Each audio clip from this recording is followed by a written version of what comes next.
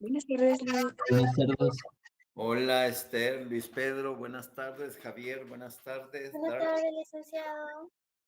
Hola Enrique García, buenas tardes. Catherine, Emily, buenas Buenas tardes. tardes, Lick. Buenas tardes. Rocío, Giovanni, buenas tardes. Alvin, Estuardo, José Javier, Cristel, buenas tardes. Lick. Hola Lupita, buenas tardes. Me da mucho Buenas tardes, gusto. licenciado. Hola Catherine, Melissa, buenas tardes. ¿Cómo les va? Ya es viernes, como si nada, una semana más que gracias a Dios estamos concluyendo. Así que vamos a 1000 por hora, pero no sentimos, pero vamos a 1000 por hora. Así es de que espero que estén bien. Ya, como es de su conocimiento, pues ya tienen su laboratorio número 4 en el Classroom para que se entretengan este fin de semana. Voy a aprovechar para comenzar la clase en lo que se van reuniendo los demás. Vamos a hacerles 5 preguntitas de ese laboratorio. La 41, la 42, la 43, la 44 y la 45.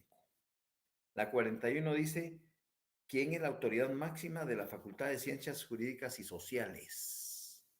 ¿Cuál es la respuesta? ¿Quién es la autoridad máxima de la Facultad de Ciencias Jurídicas y Sociales? Decano. ¿El decano? Es el decano. Vuelvo a hacer la pregunta. ¿Quién es la autoridad máxima de la Facultad de Ciencias Jurídicas y Sociales de la Universidad de San Carlos de Guatemala? Henry Arriaga. Vuelvo a hacer la pregunta. ¿Quién es La junta máxima directiva. de El Ciencias Consejo Jurídicas? Superior Universitario. El rector. Vuelvo a hacer la pregunta. ¿Quién es la autoridad máxima de la Facultad de Ciencias Jurídicas y Sociales de la Universidad de San Carlos de Guatemala? La junta directiva. La junta directiva. La junta directiva de la facultad es la autoridad máxima de nuestra casa de estudios, de nuestra facultad de Derecho, la junta directiva. La junta directiva, como ya se los recuerdo, la integra el decano, un representante de los profesores titulares, que es el vocal primero, un representante de los profesores titulares, que es el vocal segundo, un representante de los agremiados, asociados o colegiados del Colegio de Abogados, que es el vocal tercero, un representante estudiantil, que representa a los estudiantes, es el vocal cuarto, y el vocal quinto, que es un representante estudiantil. Hay 2 representantes estudiantiles, hay 2 representantes de los profesores titulares, hay un representante del Colegio de Abogados y Notarios de Guatemala y el decano. Ese es el órgano máximo o las máximas autoridades de la facultad, la junta directiva. Pregunta 42. ¿Quién es el personero de la Facultad de Ciencias Jurídicas y Sociales? El decano. Henry Arriaga. Ahí sí, el decano. ¿Quién es el personero de la Facultad de Ciencias Jurídicas y Sociales? El decano. O si les preguntara, ¿quién es el representante de la junta directiva de la Facultad de Derecho? ¿Cuál es la El respuesta? decano. El decano. Muy bien. Pregunta 43. ¿Quién es el personero de la Universidad de San Carlos de Guatemala? El rector. El rector magnífico es el personero de la Universidad de San Carlos de Guatemala. Pregunta 44. ¿Quién es el personero del Estado? El presidente. Procurador General de la El Procurador General de la Nación. Él es el personero. Es el que representa los intereses del Estado. Es el que debe de velar por el buen manejo, el buen uso, de todos los bienes del Estado. El Procurador General de la Nación. Y por último, la pregunta 45. ¿Quién es el personero de un menor de edad? El tutor. El padre. Los padres. Los padres representan los intereses de los menores conjunta o separadamente. Son sus representantes legales, el papá y la mamá. Si están viviendo en una familia nuclear, entonces papá y mamá representan a ese menor en el ejercicio de la patria potestad y representación del menor. Pero si no están, si están divorciados o están separados, aún así ambos representan en el ejercicio de la patria potestad los intereses de su menor hijo. A falta de padres, pues serán, como bien decía Giovanni, los tutores. Los tutores, los que legalmente pueden representar a los intereses de un menor. Muy bien, ya respondieron 5 preguntas del laboratorio 4, ya solo les quedan 40. Ya van 180 preguntas como si nada, como si nada. Ya van ustedes aspirando a esos 30 puntos así, a esos 30 puntos. Catherine, Yadira. Sí, buenas tardes, licenciado. Fíjese que, bueno, mientras realizaba los laboratorios me di cuenta que hay algunas que se repiten. Por ejemplo, en el Sí, laboratorio 3, se tienen que volver igualmente a... lo hago con esa intención de ser reiterativo, de ser reiterativo, de ser... ¿Por qué? Porque quiero que aprenden, que sepan qué es el derecho de locomoción, por ejemplo, qué es el derecho de defensa, por ejemplo, qué es el derecho de petición, por ejemplo. Entonces, hay varias preguntas, no es que se repitan, sino se desgloso el artículo, desgloso una parte del artículo, otra parte y otra, y la respuesta va a ser siempre la misma, Catherine, ¿ya? La idea es esa, el ejercicio es ese, ¿ya? Porque la constante reiteración, la constante es un hábito. Lo que estoy desarrollándoles a ustedes es un hábito, ¿ya? Y ese hábito, la repetición va grabando en ustedes ese artículo. ¿Estamos? Así que lo hago con esa intención también, ¿ya? A propósito, léanse, aunque sea por PDF, el libro Los hábitos atómicos. Muy buen libro. Hábitos atómicos. Despacio. O en audiolibro. Acostúmbrense antes de acostarse a escuchar media hora, un capítulo. Y estoy seguro que en un mes terminan ustedes de leerse y de escuchar Hábitos atómicos. Se los recomiendo. Se los recomiendo. Muy bien. Entonces, dándote respuesta, Catherine, Yadira, es precisamente por eso. A veces soy muy reiterativo, pero es que vuelvo a insistirles. Yo no los estoy preparando para que me ganen el curso. El curso ustedes ya lo tienen ganado. Solo pónganle la nota que quieran, eso es todo. Yo los estoy preparando para sus exámenes técnicos profesionales. Para eso, para la vida. Para la vida, allá en la llanura, en la calle, para eso. Porque lo que están aprendiendo en derecho constitucional, en tanto no sea reformada la Constitución, ustedes van a paso firme, con paso seguro, sabiendo que lo que están aprendiendo es para su vida profesional. Por lo menos esa es la idea, es la intención que tengo, ¿ya? Que nadie les meta el dedito en la boca, no. Vamos despacio, pero vamos con fuerza, con fuerza, con fuerza hacia adelante. ¿Por qué?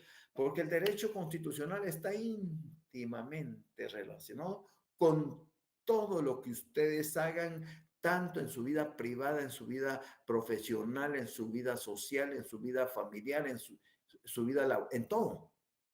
Tiene que ver el derecho constitucional. Y si lo aprendemos de tal manera que vamos a ubicar y conocer cuáles son nuestros derechos y cuáles son nuestros deberes, nuestras obligaciones, entonces no hay pierde, no hay pierde. Así de sencillo. ¿Estamos? Muy bien. Sigamos con este tema de la jerarquía. Hoy lo terminamos porque ya avanzamos con la otra sección y quiero nivelarlos a las 4 secciones para que vayamos en ese sentido. Las normas constitucionales se refieren a la estructura del Estado, a la estructura fundamental del Estado, al establecimiento de los órganos que ejercen el poder y su relación entre sí. A eso se refieren las normas constitucionales. Sabemos que el origen de la norma constitucional es producto de una Asamblea Nacional Constituyente. Sabemos que una Asamblea Nacional Constituyente es un órgano colegiado porque está integrado por más de una persona. Sabemos que tenemos 5 leyes constitucionales, que es la Constitución, la Ley de Amparo, Extinción Personal y de Constitucionalidad, la Ley Electoral y de Partidos Políticos, la Ley de Emisión del Pensamiento y la Ley de Orden Público. Punto. Esas son solo 5 leyes, ¿ya? Constitucionales. Las demás que tenemos en existencia vigentes son leyes ordinarias creadas por el Congreso de la República, por el organismo legislativo. Y si ya dije que las normas constitucionales se refieren a la estructura fundamental del Estado, al establecimiento de los órganos que ejercen el poder y su relación entre sí, las normas ordinarias, óiganlo bien, regulan toda la actividad del hombre que no se refieren a la actividad del Estado.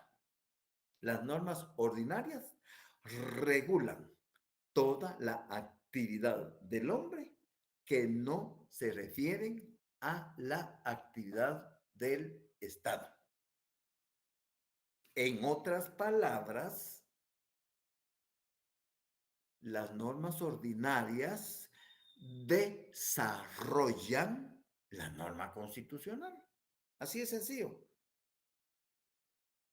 En otras palabras, las normas ordinarias desarrollan las normas constitucionales. Pongamos unos 3 ejemplos para que todos tenemos nuestra Constitución. Me voy a ir aquí. Abrí aquí y por ejemplo, está el derecho de asociación. Artículo 34.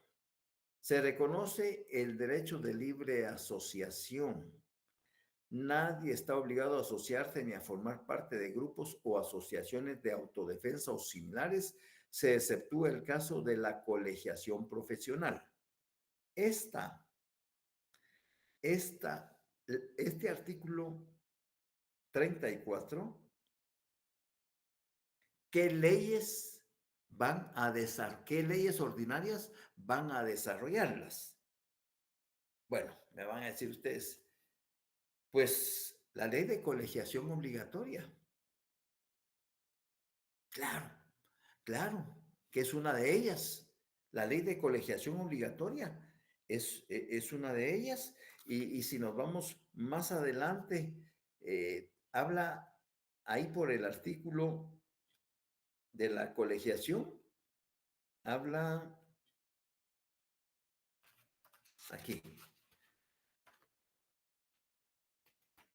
Colegiación en el artículo 90 de la Constitución, colegiación profesional. Vean, son 2 artículos constitucionales que están íntimamente relacionados con la ley de colegiación. Y la ley de colegiación la elaboró el Congreso de la República. Dice, la colegiación de los profesionales universitarios es obligatoria y tendrá por fines la superación moral, científica, técnica y material de las profesiones universitarias y el control de su ejercicio. Los colegios profesionales como asociaciones gremiales con personalidad jurídica funcionarán de conformidad con la ley de colegiación profesional obligatoria y los estatutos de cada colegio se aprobarán con independencia de las universidades de las que fueren egresados sus miembros. Contribuirán al fortalecimiento de la autonomía de la Universidad de San Carlos de Guatemala y a los fines y objetivos de todas las universidades del país. en todo asunto que se relacione con el mejoramiento del nivel científico y técnico cultural de las profesiones universitarias, las universidades del país podrán requerir la participación de los colegios profesionales. Bueno, ya está la ley de colegiación profesional. Bueno, ¿qué otra ley? A mí se me ocurre que yo me puedo afiliar a cualquier partido político. Ahí está, aunque sea de carácter constitucional, ahí está la ley electoral y de partidos políticos. Yo puedo formar un comité cívico como ciudadano o una asociación con fines políticos. Entonces, todas esas leyes desarrollan el artículo 90 y desarrollan el artículo 34 y hay otras muchas más que desarrollan ese artículo. Vayámonos, por ejemplo, al matrimonio. Bueno, artículo 49, constitucional.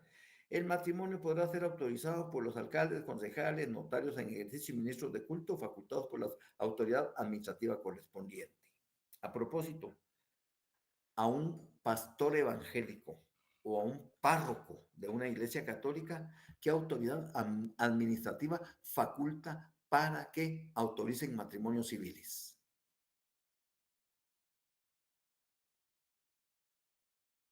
Se encarga el Ministerio de Gobernación. El Ministerio de Gobernación, Luis Pedro. El Ministerio de Gobernación es la autoridad que, cumplidos los requisitos que le van a exigir al pastor o al ministro de culto o al sacerdote, al párroco, una vez cumplidos, se le va a autorizar por medio de un libro que contiene 100 actas para 100 matrimonios. Y después de que se ha llenado, él puede solicitar otro libro para seguir autorizando matrimonios civiles, pero es el Ministerio de Gobernación el que autoriza a los ministros de culto para autorizar matrimonios civiles. Muy bien. Entonces, esta norma del artículo 49 del matrimonio, ¿qué leyes ordinarias la desarrollan? Denme dos ejemplos. Código Civil. ¿El Código Civil? El Código Civil, ¿qué más? El Código Procesal Civil, porque tiene que ver con los divorcios, ¿verdad? La ley de tribunales. La ley de RENAP, ¿no, licenciado? La ley, las inscripciones. Vean, solo en un momentito, Stephanie nos señaló 4 leyes ordinarias que desarrollan este artículo 49 del matrimonio. Está la ley del RENAP. Ahí se inscriben, ¿ya? Todos los eventos que son susceptibles de inscripción. Está la ley de tribunales de familia, porque va a regular el funcionamiento de los órganos jurisdiccionales que tienen que ver con el matrimonio, el divorcio, la paternidad, la unión de hecho, reconocimiento de hijos, etcétera, etcétera. Pero también está el Código Civil y está el Código Procesal Civil y Mercantil, porque ahí nos va a enviar, nos va a hablar de la jurisdicción voluntaria, si es un matrimonio de mutuo acuerdo, o nos vamos a ir a la vía ordinaria para tramitar un divorcio que tiene relación con el matrimonio. O sea, hay muchas más leyes que van a desarrollar esa norma constitucional. Entonces, concluyendo, las normas ordinarias regulan toda la actividad del hombre que no se refieren a la actividad del Estado. En otras palabras, desarrollan la norma constitucional. El origen de las normas constituyentes con las normas ordinarias es diferente. Eso ya lo saben ustedes. El origen de las normas constituyentes y de las normas ordinarias es diferente. Las normas constituyentes las elabora, las emite, las hace la Asamblea Nacional Constituyente como órgano colegiado. mientras que las normas ordinarias las crea, las emite, las hace el Congreso de la República como órgano colegiado. Muy bien. Aunque ambos orígenes de las normas son diferentes, ambas normas constituyentes y ordinarias se emiten a través de una función del Estado. ¿Cómo se llama esa función? Función legislativa. Función legislativa. Muy bien, Luis Pedro. Ahora, como Luis Pedro se está luciendo, para ti, ¿qué es función legislativa, Luis Pedro? Así, de acuerdo a tu leal saber y entender. Es el poder de crear, reformar, decretar, derogar o abrogar leyes dentro de la República de Guatemala. Suficiente. ¿Qué dijo Luis Pedro? Es un proceso de creación de leyes, punto. Punto. Es un proceso de creación de leyes. Muy bien, felicitaciones, Luis Pedro. Les voy a dejar, como siempre, una pildorita para que ustedes la tomen en cuenta y se recuerden de esa función, de esa actividad. Dice, función legislativa. Tomen nota. Es la actividad del Estado,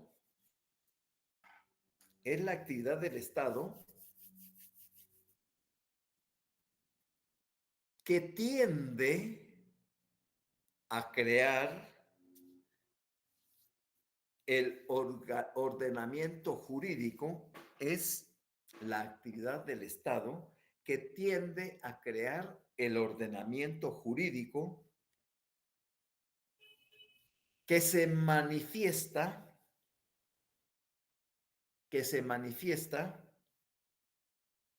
en la elaboración de manera general y abstracta, que se manifiesta en la elaboración de manera general y abstracta de las normas que regulan la organización del Estado. ¿Cómo? El funcionamiento de sus órganos,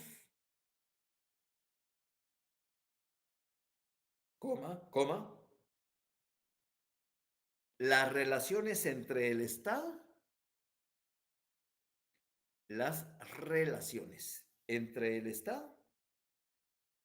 y los ciudadanos entre sí. Voy a repetírselas por si alguien se quedó rezagado. Es la actividad del Estado que tiende a crear el ordenamiento jurídico que se manifiesta en la elaboración de manera general y abstracta de las normas que regulan la organización del Estado, el funcionamiento de sus órganos, las relaciones entre el Estado y los ciudadanos entre sí. O como decía Luis Pedro,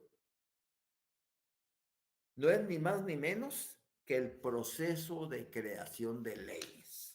No es ni más ni menos que el proceso de creación de leyes. Muy bien.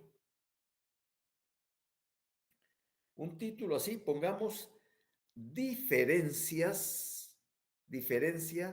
entre función legislativa constituyente. Diferencias, solo pongamos diferencias.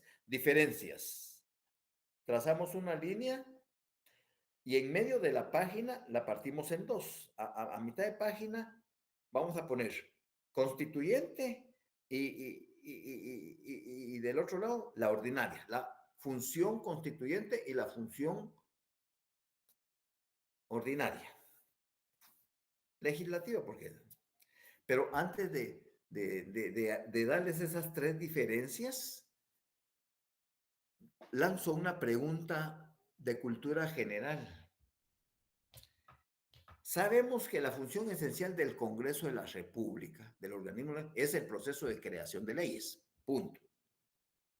La pregunta es, ¿el organismo ejecutivo y el organismo judicial también ejercen esa función legislativa?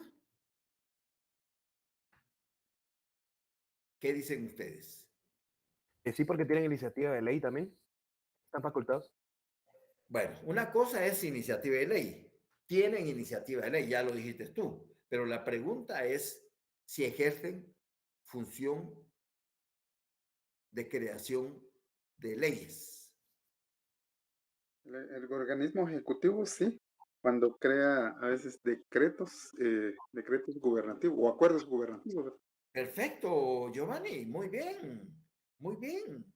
El organismo ejecutivo, cuando emite un acuerdo gubernativo, un reglamento gubernativo, una disposición gubernativa, pero la característica es que sea de observancia general. Es decir, que sea aplicable a todos a todos los habitantes que se encuentran asentados dentro del territorio nacional. Entonces, sí ejerce esa función también el Ejecutivo. Y el Judicial igual. Cuando emite acuerdos de carácter general que son observados en los 22 municipios, en los 22 departamentos del país o en los 340 municipios, también ejerce esa función. Claro, la especialidad que la Constitución le otorga al organismo legislativo es efectivamente el de crear leyes de carácter general y observancia obligatoria. Entonces, ya que me respondieron a ello, encontremos las diferencias entre la función legislativa constituyente y la función legislativa ordinaria. En la misma página, son solo 3. Les voy a mencionar las 3 de la constituyente en el mismo lado. 1, temporal. Dejan 3 renglones para sintetizar cuando se los explique. 1 es temporal. 2, no gobierna. Dejen otros 3 renglones ahí. Y número 3 es anterior a los organismos del Estado. Es anterior a los organismos del Estado. Nos vamos de este lado a la función legislativa ordinaria. Y escriban lo contrario. Es decir, es permanente, es regular y permanente. La función legislativa ordinaria es regular y permanente. Número 1, dejen esos 3 renglones. Después, 2, sí gobierna. Sí gobierna. Y número 3, dejen esos 3 renglones. Y número 3, el Congreso es un órgano creado. Ahora se los explico.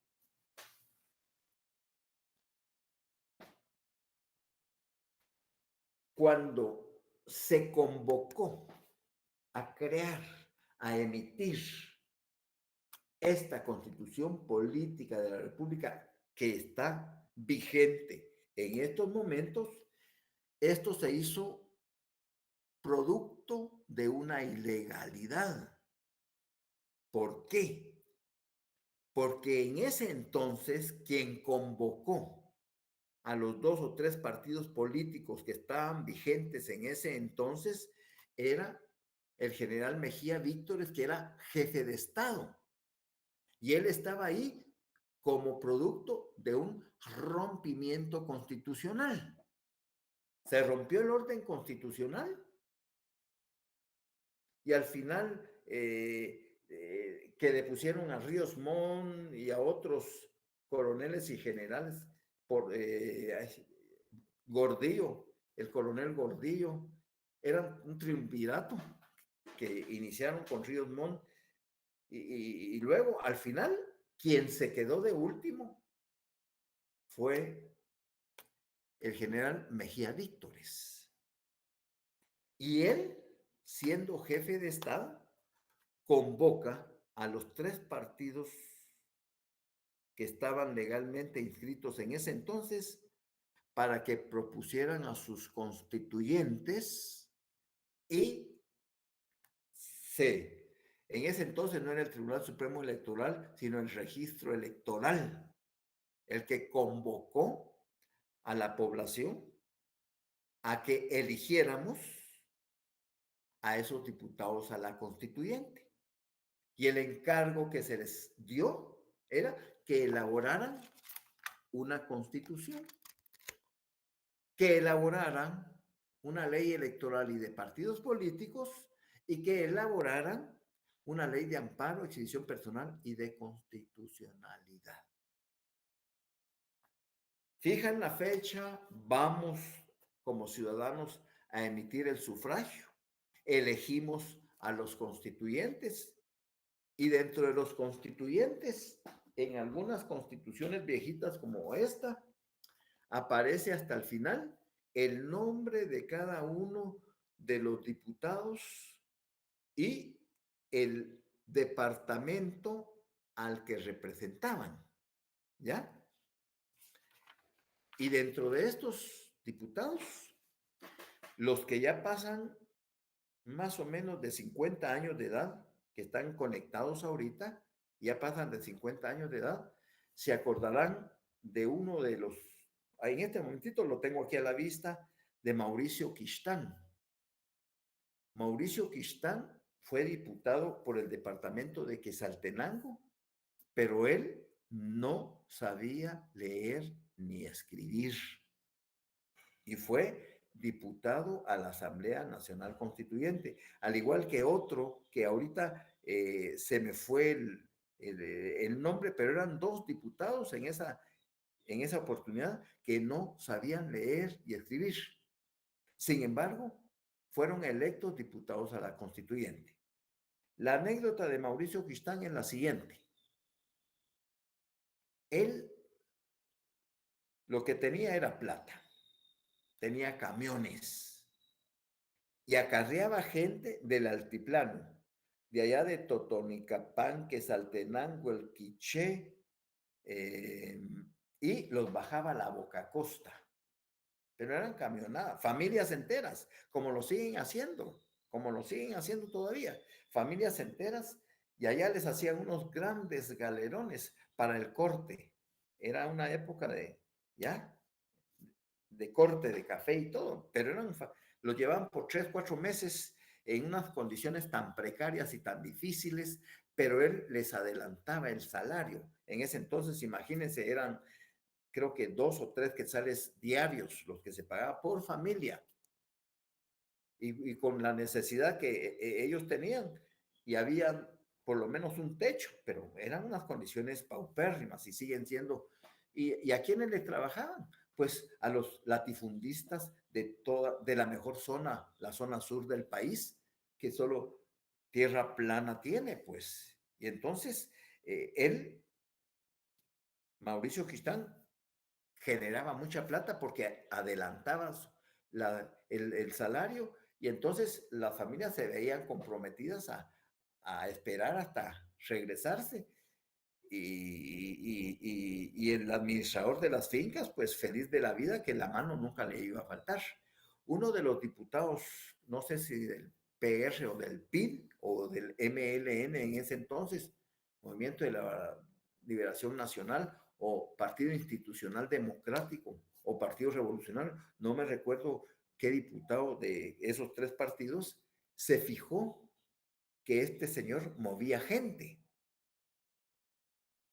Y entonces le fueron a hablar y él feliz de la vida que participaba. Y por supuesto que quedó porque a toda la gente él solo les decía por qué figurita iban a votar y todos los acarreados, que eran miles de miles, votaban así sin preguntar como siguen votando los actuales diputados en el Congreso.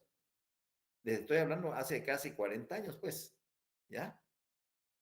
Entonces, esto es producto de una ilegalidad. Es decir, quien convocó había roto la institucionalidad del país, el periodo constitucional se rompió. Y él convoca a esta asamblea. Por eso su origen es ilegítimo, ¿ya? Aún así, pues, representa esos intereses. Entonces, la constituyente no gobierna, porque solo se convoca, se eligen, pueden, los constituyentes pueden funcionar simultáneamente con la Asamblea Legislativa, no en el mismo edificio, en el hemiciclo, en el Congreso, como nosotros no. Si se conforma en estos momentos una constituyente, pues se va a ir a trabajar al Teatro Nacional, se va a ir a trabajar al Iglú, se puede ir a trabajar a un hotel, no importa, pero ambas tienen funciones diferentes. La Asamblea Legislativa, su qué hacer es hacer leyes. Mientras que la Asamblea Constituyente lo que tiene que hacer es el encargo que le fue encomendado por parte, en este caso, del Tribunal Supremo Electoral, reformar determinadas normas constitucionales. Tienen las mismas calidades, se exigen los mismos requisitos, mayores de 18 años, ¿ya? Y que estén, ¿ya? O que sean originarios de Guatemala, estar en el goce de sus facultades mentales y cognitivas, punto. Bueno, los mismos requisitos, gozan de las mismas inmunidades, y una vez que la Asamblea Nacional Constituyente ha concluido con su trabajo, que no tiene un espacio de tiempo, una temporalidad que se le diga, mire, tienen 6 meses, tienen 9 meses, no. Ellos van a trabajar el encargo y se van a llevar el tiempo necesario para cumplir con ese cometido. Pueden tardarse 6 meses, 8, 10, 12, no importa. Y cuando terminan el encargo, sus reformas a la Constitución, la entregan al Congreso y sin necesidad de emitir decreto alguno, automáticamente se disuelve la Asamblea. Se disuelve la Asamblea. Así de sencillo. En ese entonces, habían muchos profesionales del derecho que realmente, gente pensante, que eran profesores algunos de la facultad también. Jorge Skinner Klee, me acuerdo de Jorge Skinner Klee, estaba Roberto Carpio Nicol, Ramiro de León Carpio, por decirles algunos, ¿verdad?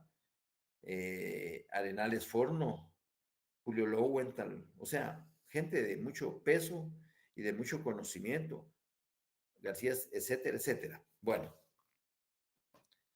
y ellos decidieron, miren mucha, y en la Asamblea Constituyente, nosotros fuimos electos por el pueblo como la máxima representación de la soberanía de Guatemala.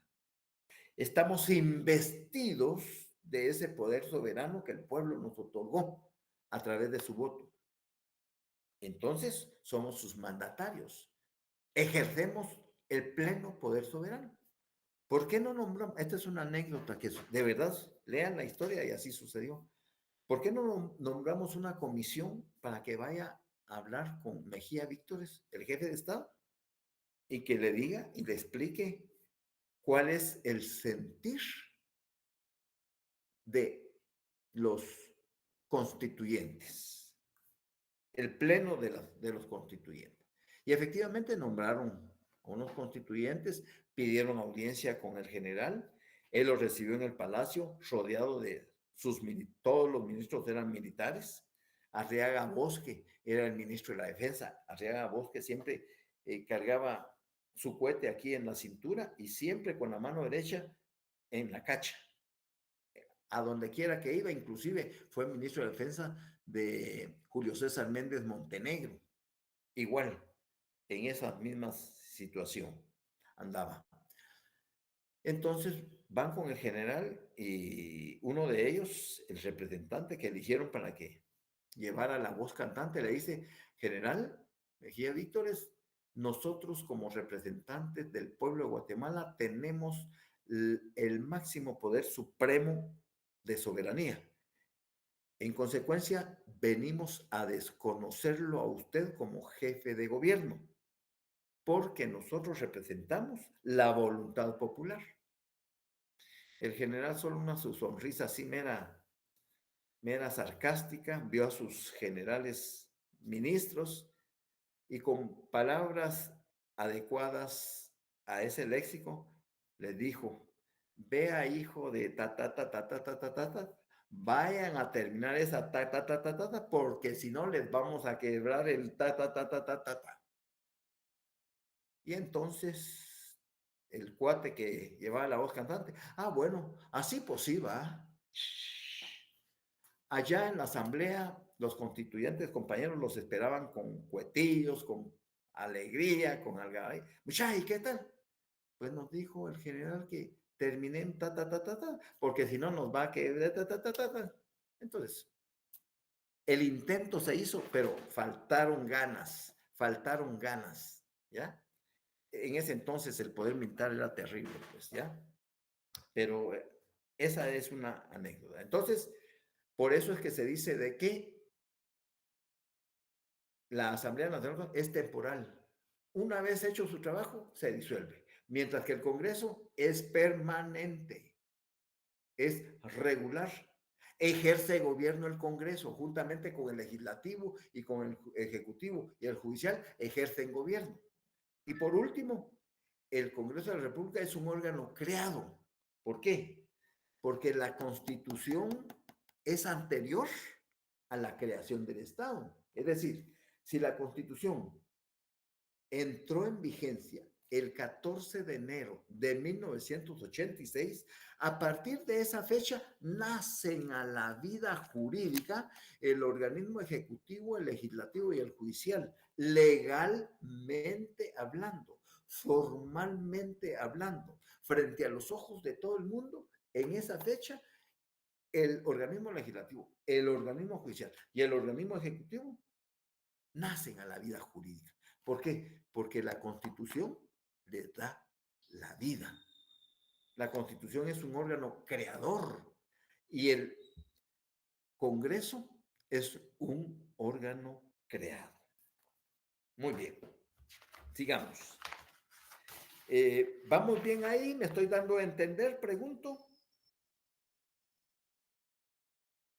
¿Estamos bien? Sí, licenciado. Muy bien. Todo bien, licenciado. Muchas gracias. Ahora, título, disciplinas jurídico-constitucionales.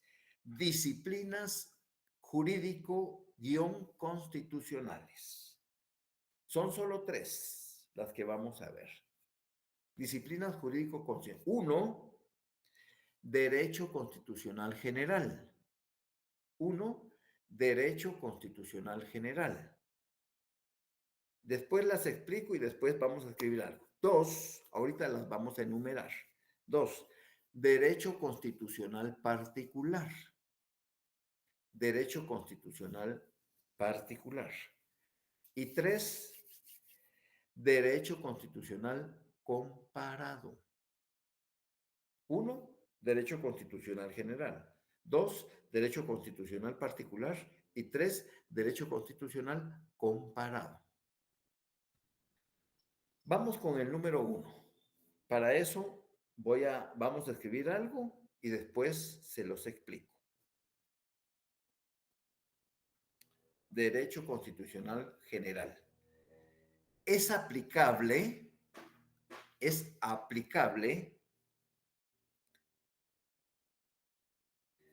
a cualquier derecho de cualquier país, coma. Es aplicable a cualquier derecho de cualquier país, coma. En él se explican, coma, en él se explican principios, coma, en él se explican principios, coma, normas de cualquier derecho constitucional, normas de cualquier derecho constitucional, coma,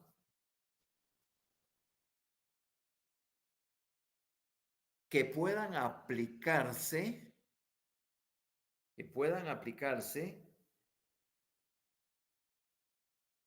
a cualquier país del mundo.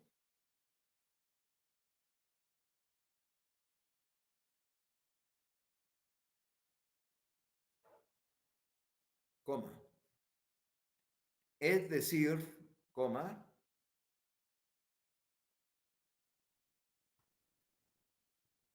es decir, coma, que esta disciplina, es decir, que esta disciplina delinea, es decir, que esta disciplina delinea una serie de principios, coma, conceptos e instituciones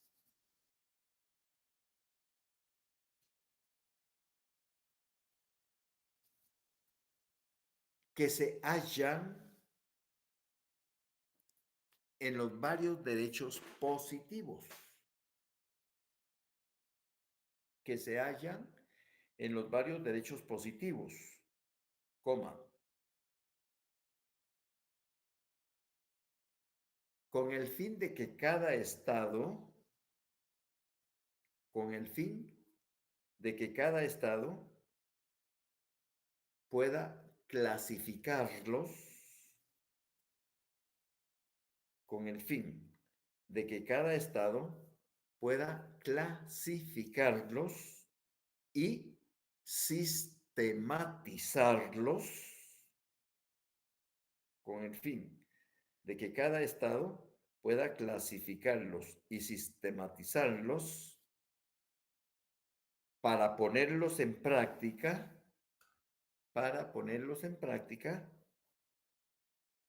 en determinada sociedad. Punto. Si alguien se quedó atrás, voy a repetírselo. Derecho constitucional general. Es aplicable a cualquier derecho de cualquier país. En él se explican principios, normas de cualquier derecho constitucional que puedan aplicarse a cualquier país del mundo.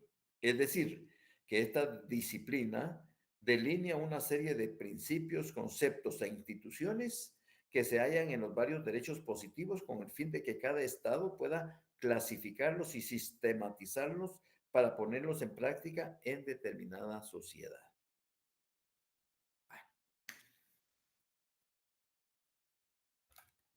No crean ustedes que cuando se nombra, cuando se elige a una Asamblea Nacional Constituyente y tienen como tarea crear una nueva constitución, pues ellos se van a quemar los sesos y los pelos y se... No, lo que hacen es traer las constituciones anteriores del país para ver qué instituciones deben seguirse manteniendo o mejorando. Y si hay alguna institución nueva que, por ejemplo, regule derechos que todavía no están protegidos, entonces incorpora esos nuevos derechos. Yo en una clase les hablaba, por ejemplo, de algo muy importante que debe de tratarse en todos los derechos constitucionales de todos los países, sería la protección de los derechos de migración, de los migrantes, pues. Es decir, creo que los migrantes deben de recibir un tratamiento en cada país que por necesidad sean transeúntes, vayan de paso, pues que por lo menos tenga la certeza de que ese estado les va a proporcionar pues una seguridad, les va a proporcionar la garantía de que no va a atentar contra su vida. Vean cómo México se ha convertido en determinados lugares en una tierra sin ley, en donde ni el ejército, ni la policía federal, ni la policía estatal es susceptible de proteger a muchos migrantes que son capturados por los grupos que se dedican al narcotráfico, que se dedican y que después los convierten en esclavos para su trabajo y que si no se obligan a trabajar para ellos, pues ahí mismo los matan. Pues entonces, esa inseguridad, ¿cuántos migrantes se han quedado en el camino? Y la familia esperanzada en que no tienen noticias de ellos por lo difícil. No, lo que sucede es de que ellos ya pasaron a otra dimensión porque fueron asesinados eh, por esos grupos de, de sicarios que, que se dedican, por ejemplo, en un lado, para penetrar por Arizona, he leído pues que muchos vecinos originarios de Arizona defienden con armas de grueso calibre el ingreso de migrantes. Entonces, por ejemplo, ese lado de esa frontera de ese estado es impenetrable porque saben que lo único que les espera es la muerte. Y mucho territorio mexicano también, sálvese quien pueda.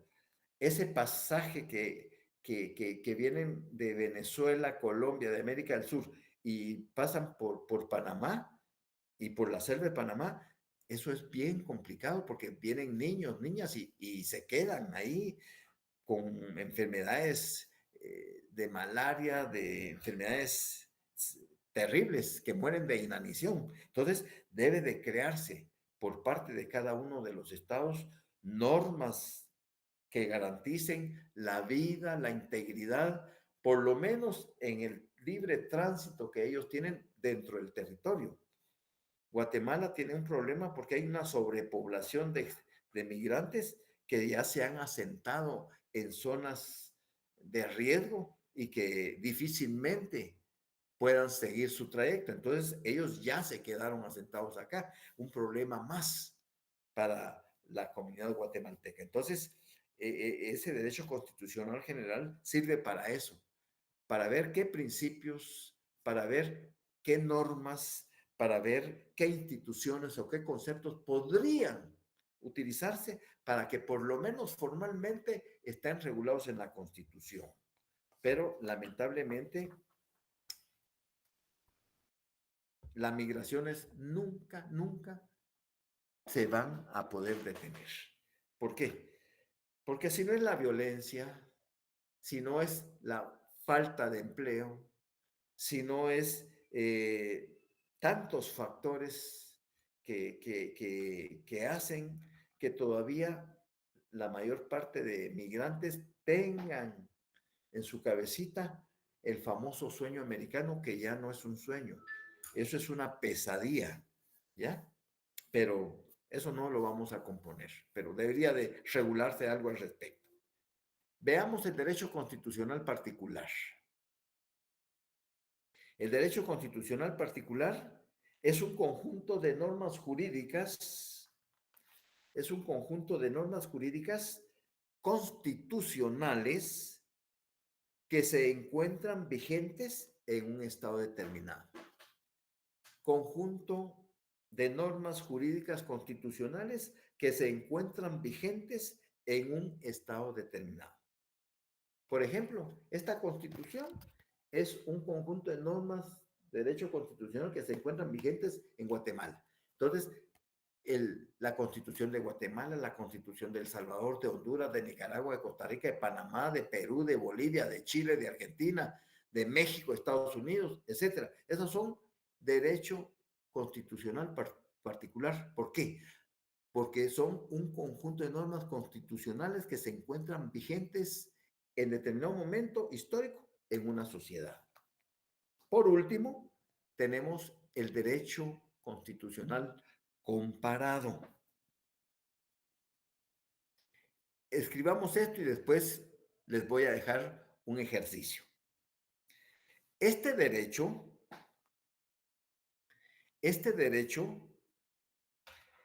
trata de controlar las similitudes y las diferencias, este derecho trata de controlar las similitudes y diferencias entre las normas constitucionales de diferentes estados, coma, repito, este derecho trata de controlar las similitudes y diferencias entre las normas constitucionales de diferentes estados, coma, sistemas políticos o de cualquier agrupación que se pretenda realizar o de cualquier agrupación que se pretenda realizar. Repito, este derecho trata de controlar las similitudes y diferencias entre las normas constitucionales de diferentes estados, sistemas políticos o de cualquier agrupación que se pretenda realizar. Punto y aparte. Las comparaciones pueden obedecer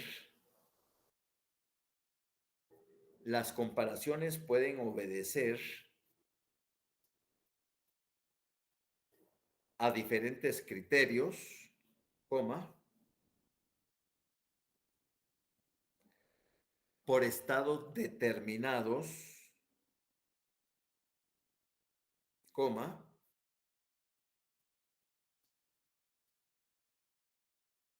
por diferencias en los sistemas políticos, coma, por diferencias en los sistemas políticos, coma,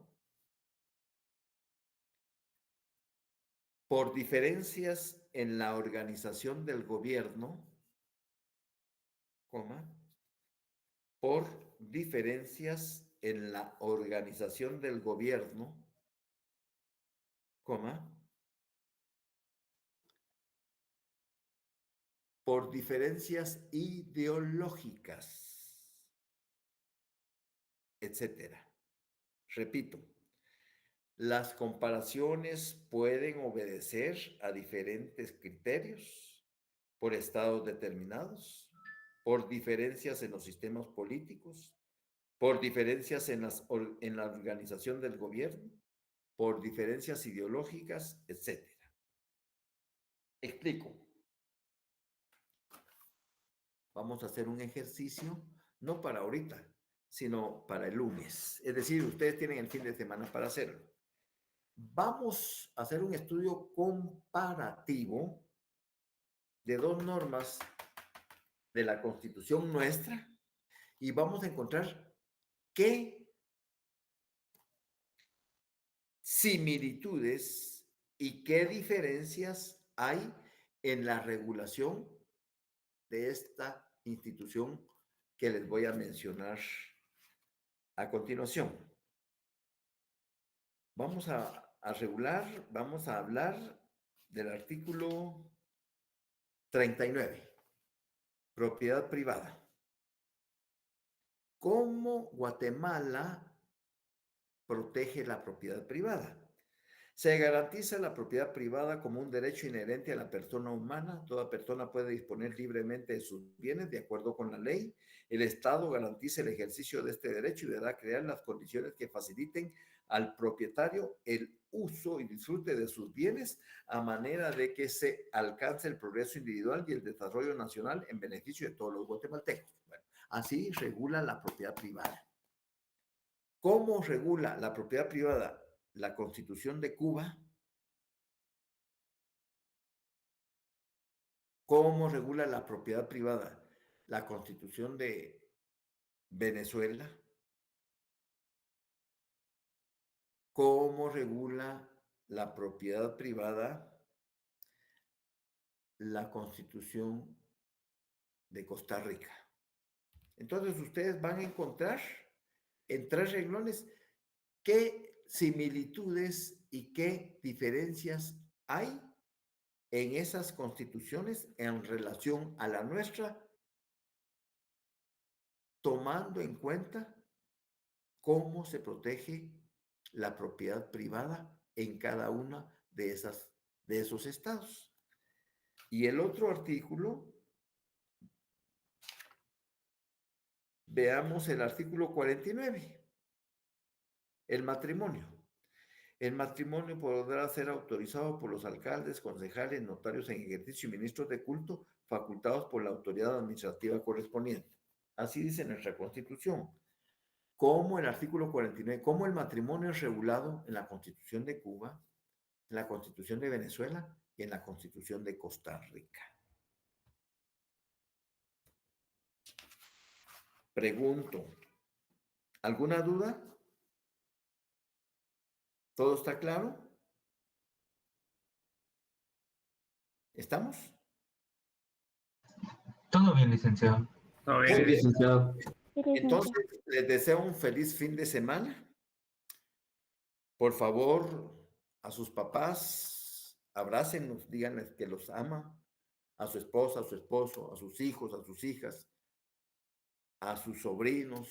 Den un abrazo, que los aman. Eso es bueno. Sonríanles. Así como este sol que todavía está radiante, pues el sol es para todos. También ustedes traten de ser esa diferencia dentro de sus familias, tratando de ser y proceder a emitir una vibra topada. Que tengan un feliz fin de semana. Nos vemos el lunes presencialmente si Dios nos presta la vida. No dejen para mañana lo que tienen que hacer hoy. Trabajen este fin de semana que ya llevamos 180 preguntitas. Feliz tarde, Ana Regina, Guillermo. Feliz tarde, licenciado. Feliz tarde. Tarde, Liz. Que le pase bien. Diego, buenas tardes. Feliz tarde, Liz. Buenas tardes.